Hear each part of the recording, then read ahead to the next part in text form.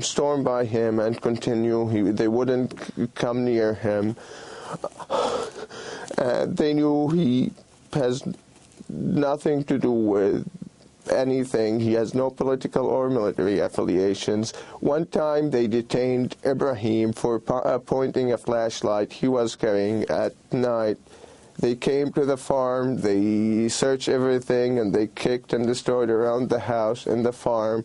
They took my dad's cell phones, they shot the tires, took Ibrahim, questioned him, and informed him with so many details about our family, about our cell phone numbers, about our nicknames, about what we do. And they asked him several other questions, and then they let him go. Now, were any of the soldiers who were there, did your dad know any of them? Did he see any of them? Where were they shooting from? They were shooting from a house that was about 30 or 40 yards away from the car. He doesn't know any one of them in person, but the soldiers took a group of the residents and other citizens. They took them as hostages or human shields in that house. And some of these hostages actually understood Hebrew. They spoke and understood Hebrew, and they overheard the conversation between the soldiers. The soldiers told the officer when they saw the car that this car, they know the car and they know that the passengers are civilians, but the officer ordered them to shoot and shoot to kill. Later on, as part of this unit, there were 2 army medics, 2 army doctors who asked the officer for permission to go help the victims, to go help the injured, but the officer refused because he knew they were civilians and he didn't want to get exposed. He didn't want the story to get out because he thought he might get in trouble for that. They actually heard him say that? Yes. People in the house who spoke Hebrew? Yes. And how do you know this? Because one of the hostages is a man who works for my dad in the family, and the man who understood Hebrew told this worker about the conversation, and when the worker visited my dad in hospital, he informed him of this conversation. So that would mean that if there is an investigation, of an impartial investigation of what happened, there were actually witnesses, civilian witnesses in the house to what these Israeli soldiers did. Yes. And your dad was able to contact his brother, and his brother tried to get an ambulance to them as they lay in the street and as he was in the car? Yes. So around the attack happened about 1 o'clock, so around 2 o'clock after the Red Crescent said we can't send an ambulance without coordination with the army, my uncle, who was called by my dad, managed to get an ambulance and get it going there on his own responsibility. As they approached the area, they were stopped by a row of tanks, and the soldiers on the tanks informed them with loudspeakers. They told them, "You go back, you leave, or we will start firing at you." So they were left with no choice but to leave without reaching the victims. Your brother Kassab was 28, Ibrahim was 18. Could you tell us a little bit about them? Were they working on the farm with your father, or what their aspirations were for the future? Kassab was an architect. He graduated from the Islamic University and finally graduated in 2007.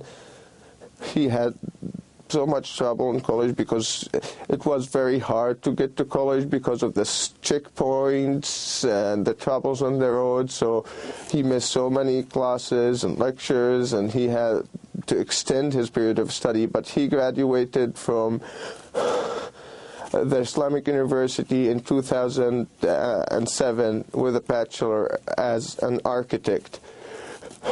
Ibrahim was a freshman in college in Al-Azhar University.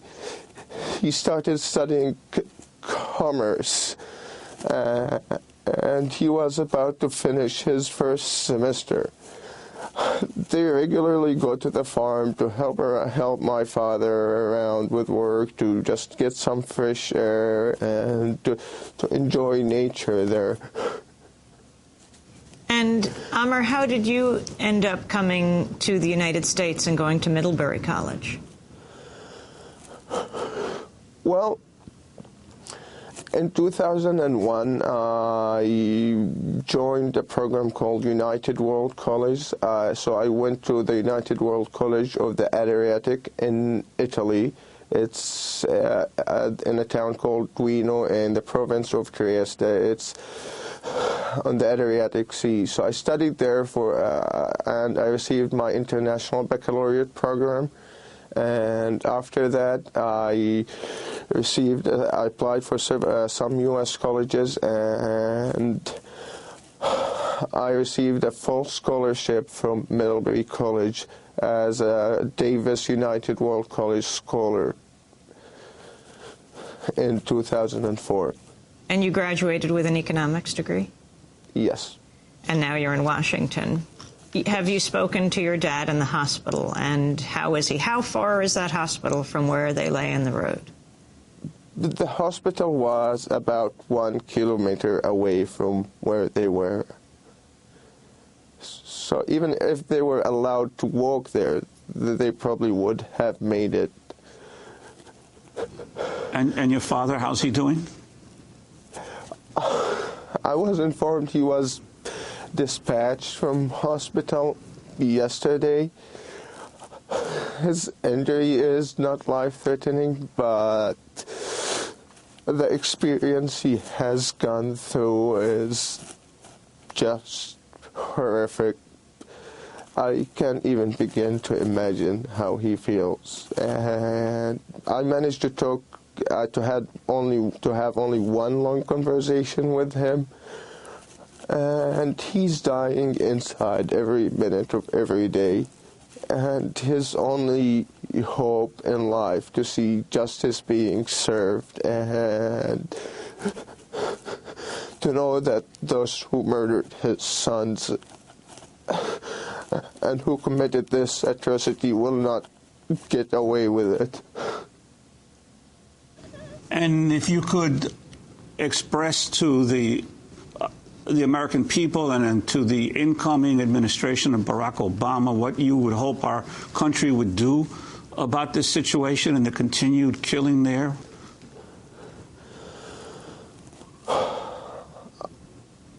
I lived in this country for over 4 years now. I know the people in this country are peace-loving and good-natured.